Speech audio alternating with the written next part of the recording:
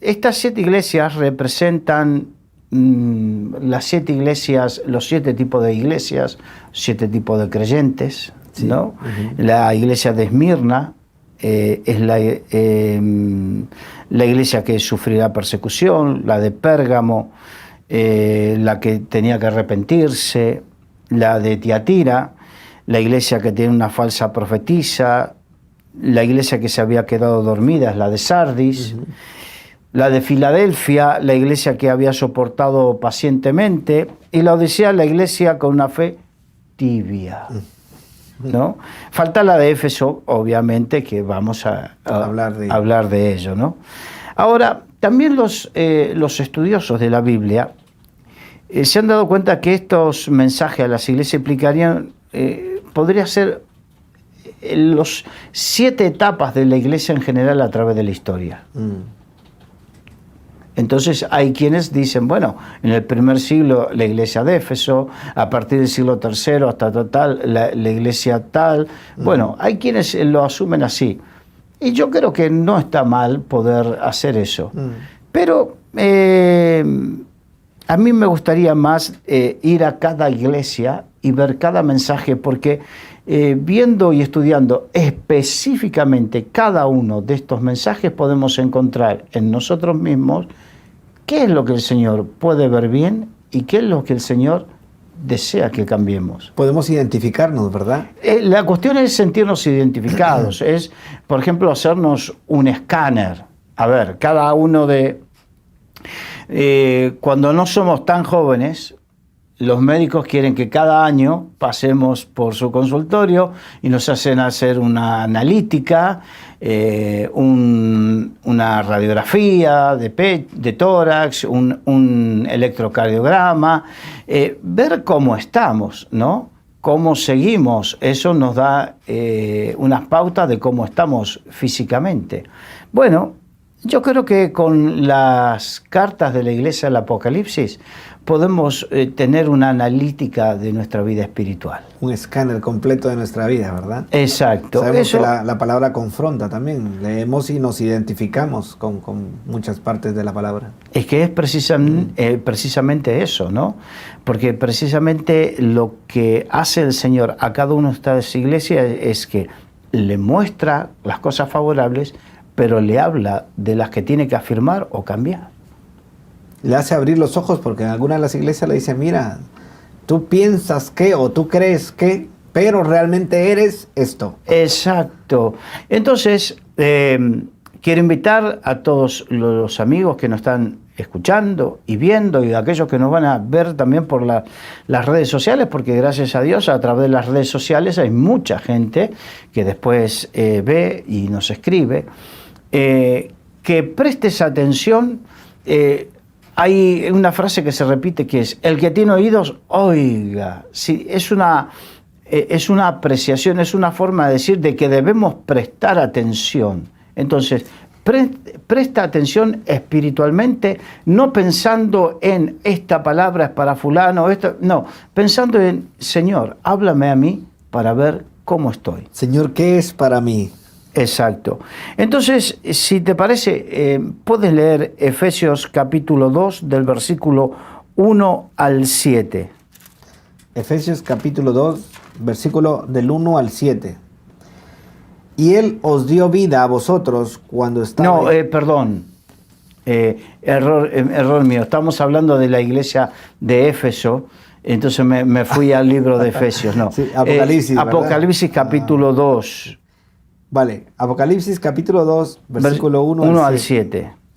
Escribe el ángel a la iglesia de Éfeso, el que tiene las 7 estrellas en su diestra, el que anda en medio de los 7 candeleros de oro, dice esto: yo conozco tus obras y tu arduo trabajo y paciencia, y que no puedes soportar a los malos, y has probado a los que dicen ser apóstoles y no lo son, y los has hallado mentirosos, y has sufrido y has tenido paciencia, y has trabajado arduamente por amor de mi nombre, y no has desmayado.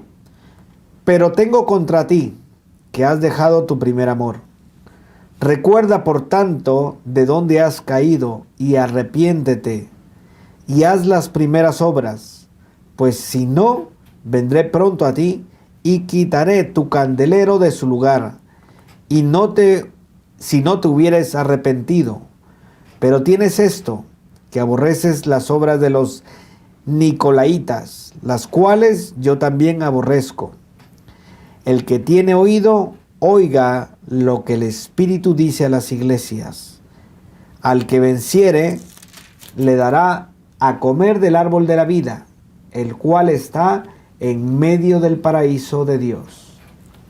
Bien, vamos un poquito a la ciudad de Éfeso, porque recordemos que ahora nosotros en cualquier ciudad tenemos varias iglesias de varias denominaciones, bueno, un sinnúmero de cosas que antes no existía, antes no era así. Antes, en esta época, la iglesia de Éfeso era una. No sé si me entienden. Cuando no es que iba a la iglesia a la Asamblea de Dios o la iglesia del Cuerpo de Cristo de determinado barrio no, era a la iglesia de la ciudad, que era una. No había denominaciones, no había varias congregaciones, no había nada de eso. Había una sola iglesia. Por eso es importante para que entendamos que en esa ciudad había determinadas características. Por ejemplo, Éfeso. Y aquí voy a hacer un paréntesis. Para poder entender a veces algunas cosas, sobre todo cuando estudiamos la Biblia, se utiliza algunas herramientas, por ejemplo, la historia, la arqueología, la geografía, para saber acerca de el ámbito cultural, social, político y aún religioso donde se desarrolló, en este caso, esta historia. Y Éfeso, la ciudad de Éfeso, era la mayor y la más importante ciudad de la provincia romana de Asia. Asia era una provincia de la potencia hegemónica en esa época, que era el Imperio Romano. Y en esta ciudad era tan importante que, por ejemplo, se encontraba la sede de los tribunales y de los gobiernos del procónsul. Esto lo podemos ver en Hechos de los Apóstoles, ¿no? O sea, está en la historia secular, se puede ir a los registros de todo esto que está en la historia secular, pero en Hechos de los Apóstoles, capítulo 19, versículo 38, habla precisamente de esto. Ahora, el nombre de Éfeso significa deseada, dice mucho el nombre.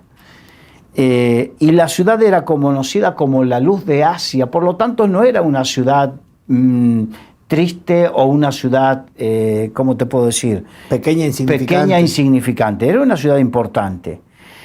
Y en el tiempo en que Juan escribió esto, era un gran puerto de mar que estaba situado en la desembocadura de un río llamado Caistro, y por eso era considerada la puerta de Asia, porque el puerto, puerta, la inicia, sí. Ya es tanto para la entrada como para salida del comercio, pero con el comercio viene también la cultura, viene un montón de cosas. En aquella época los lugares más cosmopolitas del mundo eran las ciudades portuarias importantes, porque ahí se generaba el comercio. Sí, estaba en un lugar estratégico. Un lugar estratégico. Para el comercio y para todo lo que se movía. Entonces, desde la perspectiva de fe o la perspectiva espiritual, Éfeso era muy importante porque allí se destacaba el culto que se le rendía a la diosa Diana, Diana de los Efesios. ¿Se acuerdan Hechos 19:35? Cuando hablaba de Diana, la diosa de los Efesios. Sí. Bueno, también conocido como Artemisa. Ahora, el templo de esta diosa fue considerado el templo griego más grande que fue jamás construido. Dentro de los, digamos, recordemos que está los dioses griegos y su contrapartida, los dioses romanos, ¿no? Entonces los griegos fueron los primeros que construían esos grandes templos, y de los templos griegos construidos, este fue el más grande que jamás habían construido, para que nos demos cuenta de la importancia que tenía la ciudad de Éfeso y la idolatría a esta diosa. Entonces, este templo fue llegado a considerar una de las 7 maravillas del mundo. Y también en la ciudad de Éfeso, lo cuenta en Hechos capítulo 19, versículo 19, tenía mucho arraigo en la ciudad, tenía mucho arraigo la magia. De tal manera que hay un Hechos 19 dice que traían, a medida que se convertían, traían a quemar los libros de magia y todos los implementos de magia que tenían. Para que nos demos cuenta que esa era la característica. Era una ciudad comercialmente importante, muy cosmopolita, pero con una actividad espiritual muy importante, porque estaba la diosa más importante de toda Asia. Religiosamente era muy importante, y ¿verdad? Espiritualmente, que había mucha magia. Entonces, también económicamente, porque donde se mueve todo lo religioso también se mueve lo económico. Sí. Entonces, económicamente se movía mucho dinero porque eran tan devotos de la diosa Diana que todo el mundo, cada vez que en sus casas o cada vez que se iban de viaje, le gustaba llevarse una réplica a escala, miniatura, del templo de la diosa Diana. Entonces hacían templecillos para que cada uno se los pudiese llevar como forma de adoración. Era tan idólatras que hacían eso, de tal manera que había una gran ganancia económica. Recordemos que cuando una pitonisa le echaron fuera un demonio el apóstol Pablo, se le fue la ganancia económica, sí. Entonces ahí se armó un gran alboroto. En Éfeso, en la ciudad de Éfeso, se celebraban unos juegos, no eran los Juegos Olímpicos, pero unos Juegos Atléticos muy importantes, eran los más importantes de toda Asia, y atraían a personas de toda la provincia. Para que te des cuenta, hoy nosotros vemos un estadio de fútbol con lo que cuesta, con la tecnología para arreglarlos, y nos podemos admirar de tal o cual estadio de fútbol. Pero en esta época, estamos hablando siglo I, habían construido un anfiteatro en Éfeso para aproximadamente 50.000 personas. Y están las fotos, lástima que no podemos poner las fotos, pero hay unas fotos impresionantes con una tribuna del anfiteatro tan grande que dices, no, esto no es mentira. Yo estuve en el anfiteatro de Cesarea de Filipo y es grande, pero este es mucho más grande todavía. Gigantesco, 50.000 personas. Ahora, en cuanto a la iglesia de Éfeso en sí, fue una iglesia dentro de todo privilegiada, porque fue fundada por el apóstol Pablo, establecida por el apóstol Pablo. Esto está en Hechos capítulo 19, versículo 8 al 10. Y ahí Pablo fue donde advirtió a los efesios acerca de que los falsos creyentes o falsos maestros iban a tratar de apartarlos de la fe.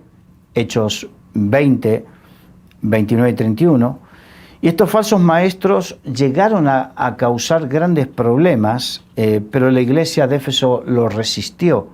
Recordemos esto porque tiene que ver con lo que el Señor dijo acerca de Éfeso. Y como esto mismo también lo relata el apóstol Pablo en la carta a los Efesios. Ahora, también por aquella época pasaron otros predicadores conocidos y maestros de la palabra, como Timoteo, que pasó algún tiempo por allí, fue el pastor de esa iglesia por un tiempo, 1 Timoteo capítulo 1, 3. También estuvieron Aquila y Priscila, esto lo dice, y junto con Apolos, lo dice Hechos de los Apóstoles 18, 24, 26. Recordemos que Apolos era muy ferviente, un predicador muy ferviente, pero que no conocía acerca del Espíritu Santo, y Aquila y Priscila le enseñaron, le expusieron mejor. O sea que eran personas preparadas que fueron a esa iglesia. Y hay una antigua tradición que dice que el apóstol Juan, una vez que fue liberado de Patmos, esto lo dice la tradición, se fue a vivir allí y murió allí, precisamente en la ciudad de Éfeso. Que recordemos que Patmos está casi enfrente de Éfeso, no mucha distancia. Ahora, el apóstol Pablo les escribió una carta y ahora en el libro de Apocalipsis la podemos ver, que el Señor mismo le envió. Ahora, esta metrópoli, esta gran ciudad que fue tan poderosa, hoy no es más que escombros y atracción para turistas. Ahora, el capítulo, hemos hecho un raconto específicamente. Ahora vamos a ir versículo por versículo desgranando lo que el Señor le dice a la iglesia de Éfeso. Lee por favor el versículo 2, capítulo 2, versículo 2. O versículo 1, mejor. Apocalipsis capítulo 2, versículo 1. Sí. Escribe al ángel de de la iglesia en Éfeso, el que tiene las 7 estrellas en su diestra, el que anda en medio de los 7 candeleros de oro, dice esto: yo conozco tus obras. Bueno, hasta ahí. Porque para poder entender, por ejemplo, comienza con algo que vamos a ver en todas las cartas, que es que le habla que el destinatario es el ángel de determinada iglesia. Sí. ¿Quiénes son estos ángeles? Esa es la pregunta, ¿no? Algunos afirman que son ángeles guardianes de la iglesia. La Biblia nos habla de ángeles como espíritus ministradores a favor de los santos en distintos pasajes bíblicos, pero la palabra ángel significa mensajero. Entonces, así que los ángeles en sí son los ancianos o pastores o obispos, como se decían también, episcopos, obispos, o líderes responsables ante Dios de esa iglesia. ¿Por qué? Porque si el ángel que es mensajero, entonces no era un ángel como tal, ¿no? Ahora, porque si eres el mensajero y aquí dice que el ángel es el receptor del mensaje, no puede ser un ángel o un arcángel, sino que el ángel se habla del receptor del mensaje, que es, como dije, es el pastor, el obispo, el líder encargado o responsable de esa congregación. Y sigue diciendo, el que tiene las 7 estrellas en su diestra, el que anda en medio de los 7 candeleros de oro. Y esto el Espíritu lo dice de sí mismo, el Señor lo dice de sí mismo, del que envía el mensaje. El que envía el mensaje dice, esto dice, y habla de estas características, el que tiene las 7 estrellas en su diestra y los 7 candeleros de oro. Esto habla obviamente del Señor Jesucristo, nos habla de su poder y de su autoridad. ¿Por qué hace este énfasis en esta iglesia y no en otras? La iglesia de Éfeso había llegado a ser una iglesia grande y lamentablemente en cierta manera orgullosa. Y el mensaje de Jesús quería, con esta presentación, porque así se presentaba, recordarle que Él es la única cabeza y autoridad de la iglesia.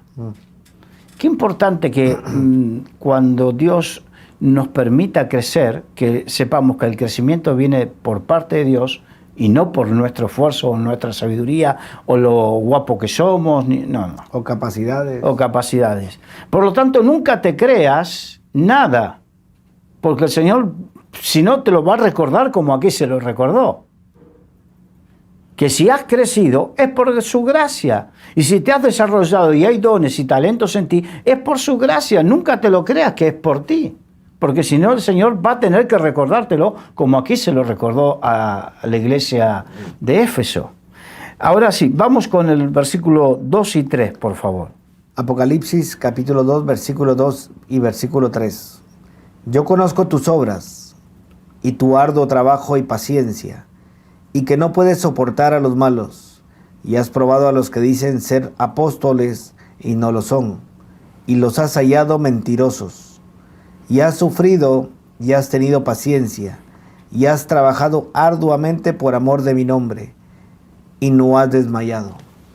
Bien, durante un largo periodo de tiempo, recordemos, todo esto no lo inventamos, lo sacamos de lo que aquí dice, de lo que dicen Hechos de los Apóstoles acerca de la iglesia de Éfeso y de lo que dice la carta del apóstol Pablo a Éfeso y aún lo que dice en los consejos del apóstol Pablo a Timoteo cuando se estaba haciendo cargo de la iglesia de Éfeso y también después de Corinto, ¿no? Pero en este caso, durante un largo periodo la iglesia de Éfeso había luchado y se había negado a tolerar el pecado entre sus miembros. Y eso, como obviamente lo tenemos que hacer. ¿Qué significa? Significa tolerar. No tolerar no significa que te echo, que te cierro la puerta, que no. Significa que no te paso la mano por el lomo, te digo la verdad. Si quieres seguir viviendo así, es tu problema. Pero eso no agrada a Dios y tiene sus consecuencias.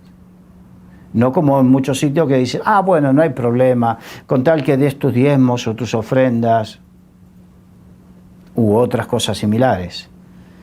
La iglesia de Éfeso durante un tiempo no toleró, y no tenemos que ser tolerantes con el pecado porque eso es malo para nuestras vidas. Es una característica importante, ¿verdad? Sí, pero esto no era algo fácil en la iglesia de Éfeso. En una ciudad que se caracterizaba por sus prácticas sexuales y morales y que estaban asociadas a la adoración de la diosa Diana. ¿Por qué? Recordemos que muchas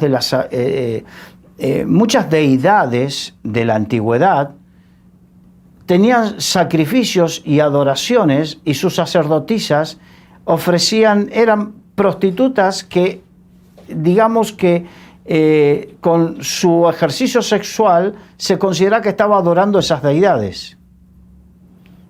Era algo muy común. Entonces, en muchos cultos paganos de la antigüedad sucedía esto. No, era algo ritual, no era algo exclusivo de la diosa Diana, pero tenemos que entender el contexto. Entonces, están acostumbrados a un nivel de promiscuidad sexual, de libertinaje sexual, y que ahora te vienen y te dicen, no, tú que tienes varias esposas tienes que tener una. No te puedes acostar con fulano, no, tienes que llegar al matrimonio de determinada manera. Todo eso rompía con una serie de esquemas.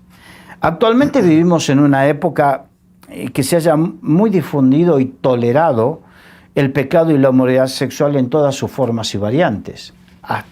Yo tengo 58 años, y yo me acuerdo cuando hace unos años atrás se veía de mala manera una persona, pero hoy en día públicamente cada uno hace, vemos por la televisión cómo hacen público sus desenfrenos sexuales y con quién estuvo, con quién dejó de estar. Entonces, socialmente eso, la gente va creciendo con eso en su pensamiento. Entonces, cuando viene alguien le digo, no, eso está mal, a Dios no le agrada eso, se encuentra con una situación de descontrol. Pero sí, esto es lo que yo aprendí toda la vida.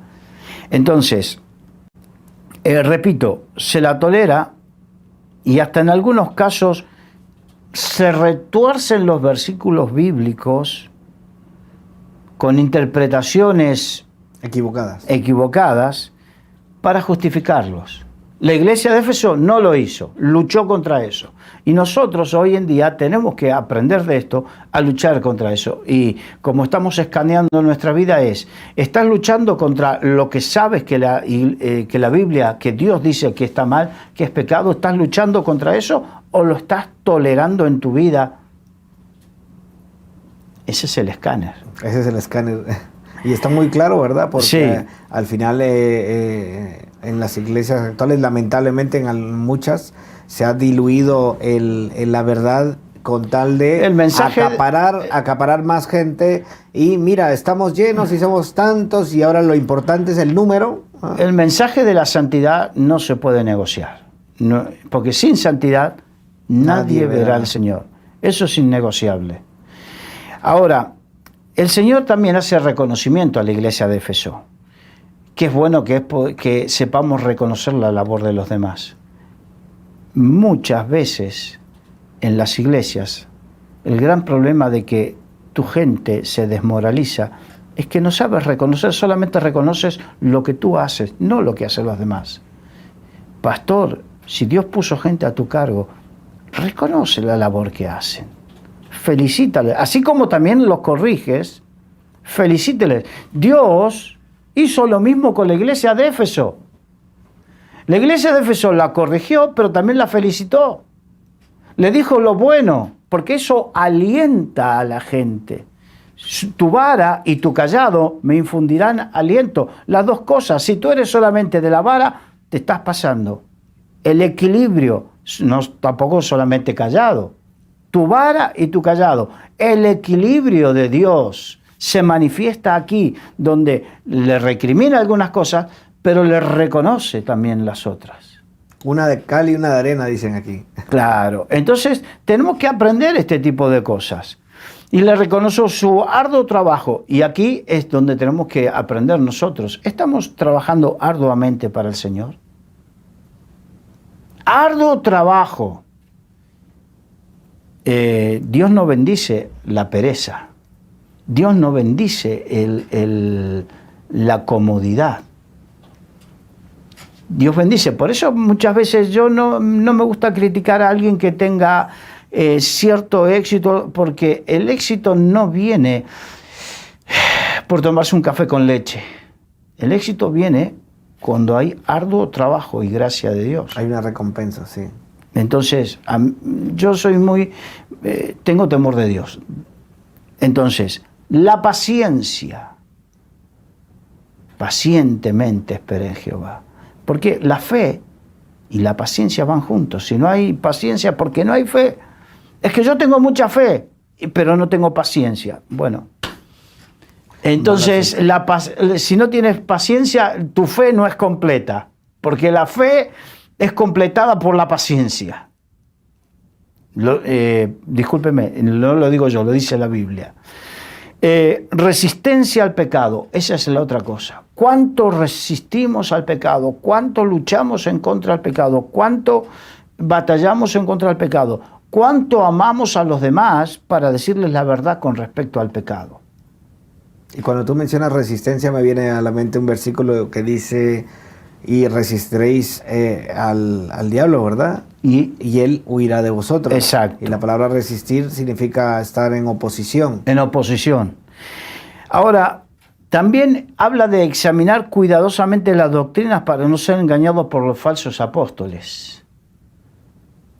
Tenemos que aprender a examinar lo verdadero y lo falso, no tragarnos así como así. Cualquier cosa Cualquier que nos cosa. ponen, nos la tragamos. El problema es que para poder examinar tengo que saber, tengo que haber estudiado.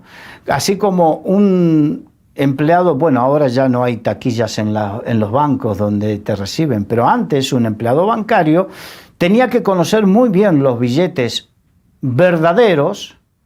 Un ojo clínico ahí para verlo. Para que no le cuelen uno falso. Entonces no es cuestión de estudiar todos los falsos. Hay que estudiar lo verdadero para saber distinguirlo de lo que es falso.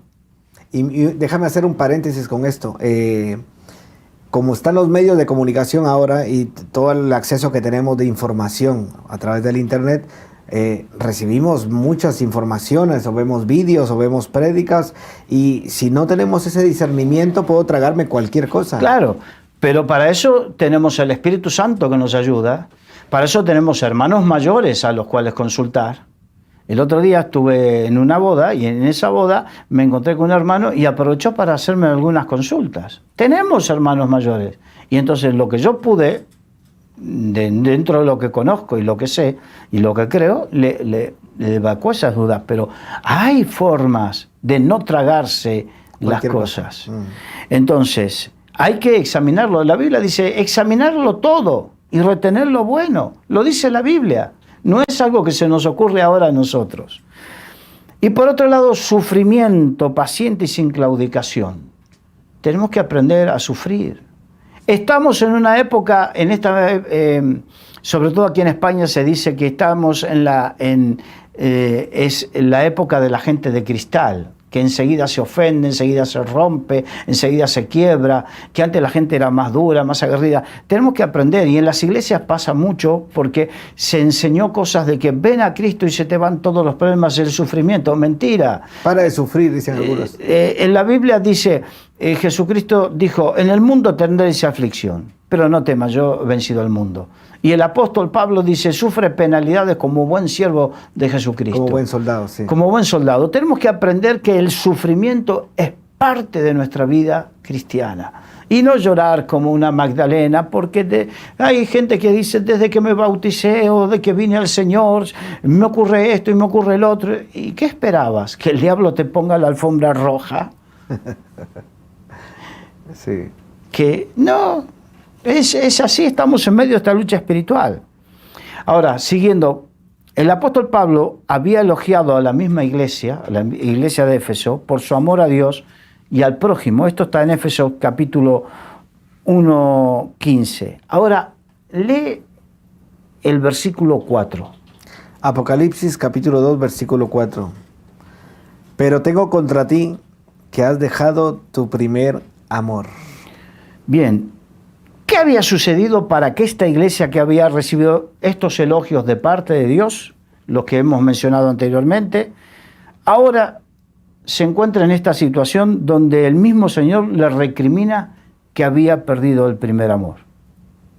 Este primer amor se refiere obviamente a ese enamoramiento que surge en los creyentes en el primer tiempo, ¿no? Cuando uno tiene ese encuentro con el Señor y uno está lleno de ese amor. Bueno, ese es el primer amor. Y déjame hacer otro paréntesis con esto. Cuando yo leía la parte de has dejado tu primer amor, es como esa intimidad, porque cuando uno conoce al Señor, tiene una intimidad, ¿verdad? Un acercamiento tal, y le recrimina y les dice, has dejado tu primer amor, has dejado esa intimidad. Pero ¿cómo podemos, Carlos, imagínate, cómo podemos trabajar? Podemos trabajar, esforzarnos mucho, podemos confrontar la mentira, porque eso es lo que ha pasado con la iglesia, pero han dejado esa intimidad con el Señor. Han dejado el primer amor. Yo soy de la idea de que cuando tú amas a alguien, quieres estar con esa persona. Quieres conocerla, intimidad. De hecho, cuando la Biblia habla de conocimiento, que fulano conoció a tal, habla de intimidad. En un matrimonio, intimidad sexual, en una relación, intimidad de conocerse. Con el Señor habla de tener esa intimidad con Él. Y que verdaderamente mucha gente no la tiene. Y muchos cristianos, hoy pasó que estaba en mi tiempo de oración con el Señor me mostraba que mucha gente está, y esto es para los obreros, están muy afanados con la obra de Dios, muy ocupados en la obra de Dios, pero sin tiempo para el Dios de la obra. Eso es algo peligroso. Porque la obra te absorbe de tal manera, te has dejado absorber, has perdido tus prioridades, o también sucede que te has convertido en un funcionario de la obra.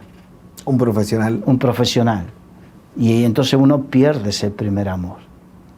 Es increíble cómo podemos ver. Yo me pongo a pensar, muy bien, puedo tener paciencia, puedo esforzarme mucho, puedo estar trabajando en la obra a tope, puedo confrontar la mentira con la verdad, puedo hacer todo esto y no tener intimidad con Dios. Porque he aprendido a hacerlo, porque estoy acostumbrado a hacerlo, porque he sido formado para hacerlo, porque se ha interiorizado en mí para hacerlo.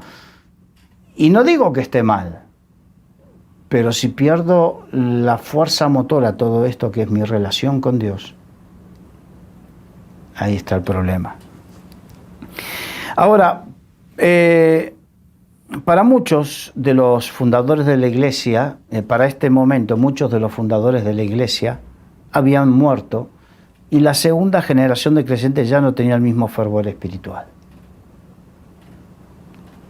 Qué importante es preocuparse en que lo que yo viví lo tenga que vivir la siguiente generación. Se está refiriendo a tus hijos. Deuteronomio capítulo 4 y 5 te habla de lo dirás a tus hijos y a los hijos de tus hijos y enseñarás esto para que les vaya bien, y habla acerca de eso. Exacto, pero que no vivan por la fe de sus padres, sino que ellos desarrollen su fe en su intimidad con Dios, que desarrollen su fe en su relación personal íntima con el Señor. Porque esta era una iglesia muy activa y sus miembros trabajaban mucho en beneficio de la comunidad, pero no por amor a Dios. Hay instituciones muy conocidas que hacen el bien al prójimo, que nacieron como instituciones cristianas, con referencias cristianas, pero que hoy son instituciones que siguen haciendo el mismo bien, pero con una referencia secular. Han dejado a su lado el primer amor y las primeras obras. Que es lo más importante. Exacto. Ahora, muchas veces esto mismo sucede, pero no en otra generación, sino a lo largo de la vida de un creyente. Qué importante, ¿no? Es importante. Es muy importante cuidar nuestra relación con Dios para precisamente no perder ese primer amor. Es algo que Dios mismo le recrimina a su pueblo. Dios es lo que nos recrimina a nosotros cuando perdemos el primer amor por haber dejado en muchos casos la comunión con Él. Ahora, continúa leyendo, por favor, versículo 5. Apocalipsis capítulo 2, versículo 5. Recuerda, por tanto, de dónde has caído, y arrepiéntete, y haz las primeras obras, pues si no, vendré pronto a ti, y quitaré tu candelero de su lugar, y si no te hubieres arrepentido. Bien, ahora, esto es muy importante. La advertencia de Dios le habla de un arrepentimiento, pero el arrepentimiento no puede ser genérico. Como muchas veces oramos, Señor, perdona nuestros pecados, perdona mis pecados, si he pecado contra ti, perdóname. ¿Cómo si he pecado? ¿No conoces que has pecado? ¿Cómo vas a pedir perdón de algo de lo cual no tienes conciencia que has hecho? El Espíritu Santo, cuando te redarguye de pecado, te muestra en qué pecaste. No para que, entonces no vale algo así genérico, Señor, perdona todos mis pecados. No. Cuando verdaderamente tienes esa convicción de pecado, te pesa ese pecado y no lo haces genéricamente, sino que te pesa, te duele y pides perdón específicamente. Por eso dice, recuerda, la advertencia es que recuerda, debemos recordar. Si no recordamos, no va a haber un genuino arrepentimiento. Hay que recordar. Vuelvo a repetir. Cuando tenemos convicción de pecado, no tenemos convicción de pecado por algo genérico, no. Tienes convicción de pecado por aquello que sabes, porque tienes conciencia, conocimiento, porque el Espíritu Santo lo trajo a luz, de cuál es ese pecado. Por eso dice, recuerda por tanto de dónde has caído, recuerda qué pasó en tu vida para que estés en esta situación. Todo tuvo un comienzo, nada es por casualidad. Este enfriamiento, esta apatía espiritual que puedes estar viviendo, tuvo un comienzo, tuvo una situación, algo la generó.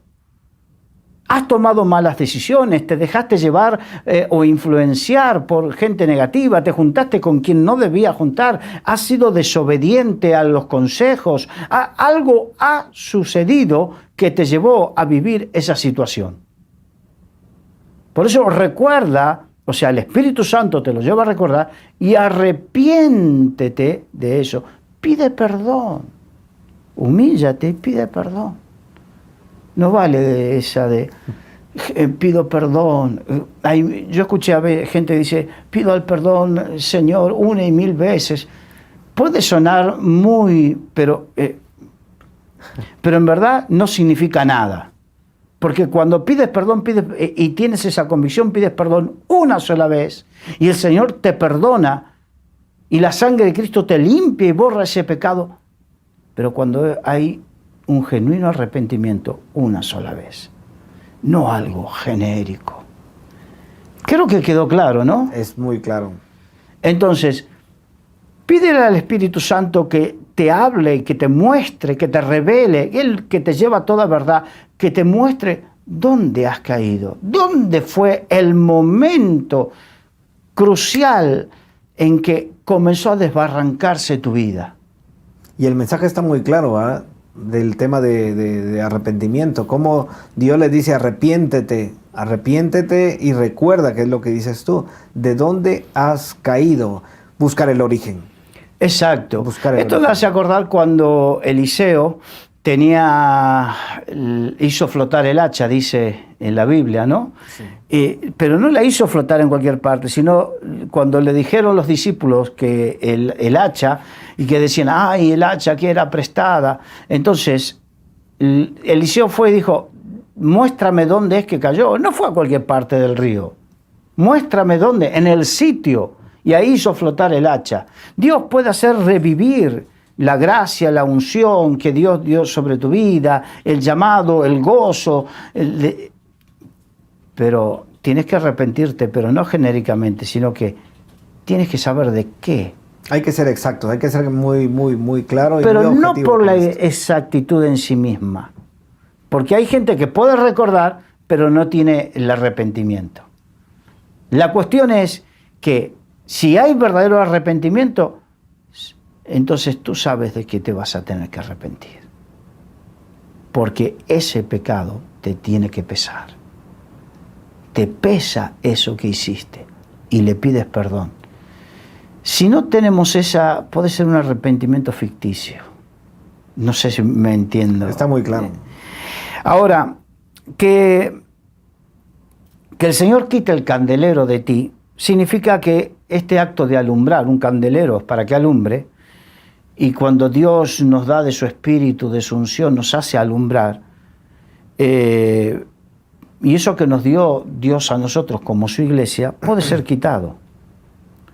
Recordemos que Saúl, el rey Saúl, que fue puesto por Dios, fue desechado en un momento. Y aunque todavía reinaba y aún profetizaba, pero Dios había decidido que otro había de continuar. Lo había desechado ya. Y ya tenía en su corazón Dios a otro, que era el rey David. Podríamos ver ese ejemplo como quitar el candelero, ¿verdad? De la vida de Saúl. Exacto. Entonces, si no hay arrepentimiento genuino, más tarde o más temprano, Dios quita el candelero. Y me llama mucho la atención cuando tú mencionas lo de la función del candelero, porque la función del candelero es alumbrar, ¿verdad? Claro. Cuando algunos, no sé si has oído la expresión, perdió las luces. Sí. El razonamiento, o sea, no lo tiene claro. Y vemos a un Saúl que actuaba impulsivamente, locamente. Irracionalmente. Había perdido totalmente las luces, ¿verdad? Había perdido la razón. Vamos al versículo 6, que ya estamos terminando y por la hora tenemos que ir terminando. Pero tienes esto, que aborreces las obras de los nicolaitas, las cuales yo también aborrezco. La palabra aborrecer en el original griego es la palabra miseo, que significa detestar y en algunos casos perseguir. Entonces, tenemos que detestar lo que Dios detesta. Aprender a detestar lo que Dios detesta. ¿Qué significa detestar? Rechazar. Y en algunos casos perseguir. Esto hay que tomarlo con cuidado, es para otra explicación en otro momento, ¿no? Pero detestar. Cuando Dios detesta algo, tenemos que detestar. Por eso somos uno en el Señor. Si soy uno en el Señor, Dios detesta la mentira, yo tengo que detestar la mentira. Ahora, si Dios detesta la mentira y yo la consiento, aunque no la practique, porque esto es algo importante. Si Dios detesta la mentira, pero yo no la practico la mentira, pero la consiento o la apoyo de una u otra manera, O la toleramos. o la tolero, si hay un mentiroso ahí y yo, y esparce sus mentiras, y yo no digo, no, estás mintiendo, la cosa no es así, y lo tolero, no estoy detestando. Indirectamente estoy siendo cómplice, porque estoy callando. Y esta gente se veía que sí aborrecía Detestaba lo que Dios detestaba. Sí. Y nosotros tenemos que aprender a alinearnos con Dios y detestar lo que Dios detesta. Detesta la mentira, detesta el pecado, detesta la fornicación, detesta el adulterio, detesta la hipocresía. Todo eso tenemos que aprender a detestarlo, a sentirlo dentro, que pesa en nuestros corazones y que no lo podemos tolerar, que me mancha, que me causa náuseas. repulsión. Y esto es muy bueno para poder autoevaluarnos y decir, realmente yo estoy permitiendo cosas y no me siento mal. Entonces hay algo que hay que cambiar. Claro, mismo en lo que vemos, en lo que permitimos que entre en nuestra casa a través de la televisión o las redes sociales. Si Dios lo detesta, ¿lo estoy detestando yo? Es muy claro. Muy claro, ¿no? Ahora, el tema de los nicolaitas. Por definición, nicolaitas viene del griego nicolaites, son los adherentes o seguidores de Nicolás. ¿Quién era Nicolás? Ahí está el tema. Pero esto, como la doctrina de los nicolaitas la habla también en la iglesia de Pérgamo, que es la siguiente que tenemos que ver, entonces vamos a intentar, porque no hay una sola postura con respecto a cuál era la doctrina de los nicolaitas, vamos a intentar traer luz la semana que viene acerca de la doctrina de los nicolaitas. Recordemos, se habla aquí en la carta a Éfeso, pero también se habla en la carta a la iglesia de Pérgamo. Así que lo dejamos para la semana que viene y ya vamos redondeando acerca de la iglesia de Éfeso. Así vamos a profundizar un poco más en el tema de los nicolaitas, ¿verdad? Sí. Vuelvo a repetir, lo de los nicolaitas no es algo que todo el mundo esté de acuerdo en que es así. No lo es. Pero sí vamos a aprender. Y de hecho me gustaría recalcar que hemos aprendido, o lo más importante del escáner o la parte de la analítica de hoy de nuestra vida espiritual. Detestamos lo que Dios detesta. Hemos caído del primer amor y si hemos caído, ¿cuál fue el motivo de nuestra caída? ¿Con qué hemos tropezado? ¿Cuál fue? ¿Qué tipo de desobediencia fue? ¿O qué tipo de rebelión? Que tratemos esto con sinceridad delante de Dios, porque si no, no vale nada. Es como ir al médico y hacerle trampas al médico, ¿no?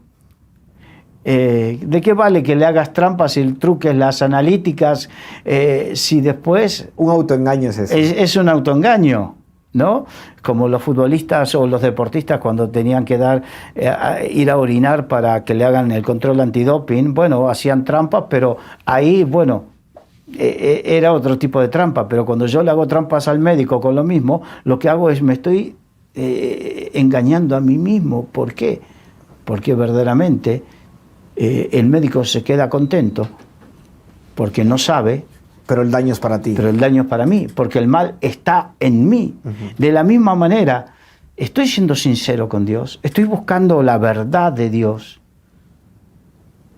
Discúlpame, porque aquí en esto solemos tener el síndrome de Adán y Eva, de echar la culpa a otro. No, que la culpa la tiene el pastor o tal líder o tal persona o tal obra porque me hicieron esto, porque no me valoraron, porque podemos encontrar mil excusas y echarle la culpa a quien sea, pero la verdad es, hemos perdido el primer amor por algo. Y el Señor dice, recuerda y arrepiéntete. Sí, y vemos el autoengaño, ¿verdad? Porque puedo pensar yo que estoy esforzándome, trabajando en la obra, estoy hasta confrontando la mentira, que es lo que hacía esta iglesia, pero he dejado la intimidad con el Señor. Exacto. Y si he dejado la intimidad con el Señor, lo demás no vale. Es simplemente una apariencia, es como una apariencia. Bueno, yo no diría tanto como que no vale, porque aún Dios puede usarte, pero has perdido tu primer amor. Y la consecuencia, porque al final dice, será quitada de ti ¿cómo es? El candelero. El candelero. Y la Biblia dice, habiendo sido heraldo para muchos, ahora... Puede ser que termine Esta muy es mal. la realidad, y esto es lo que tenemos que... Por eso es importante saber Mateo 24, Mateo 25, pero para que verdaderamente cuando el Señor venga o me llame, me encuentre como la Virgen prudente, y para estar como una Virgen prudente yo necesito haberme escaneado y ser sincero, que es lo que Dios me dice. Así es. Pues se nos ha acabado el tiempo, Carlos, pero ha estado muy interesante. La verdad que estamos tratando de profundizar en esta parte de las iglesias, y nos ha tocado la primera, y creo que, bueno, espero que se haya llegado el mensaje a las personas que tengan que llegar, ¿verdad? Porque Dios habla a través de su palabra. Y pues yo creo que esperamos el siguiente lunes para continuar. Así es, un placer, y recuerden, todo esto lo pueden volver a ver en YouTube, que ahí está, bueno, está la lista, está todo preparado para que la gente lo pueda ver. De hecho, hay que decir que gracias a Dios la gente le interesa. Gracias, Carlos. Que Dios te bendiga. Gracias a todos los que nos ven y nos escuchan, y hasta la próxima.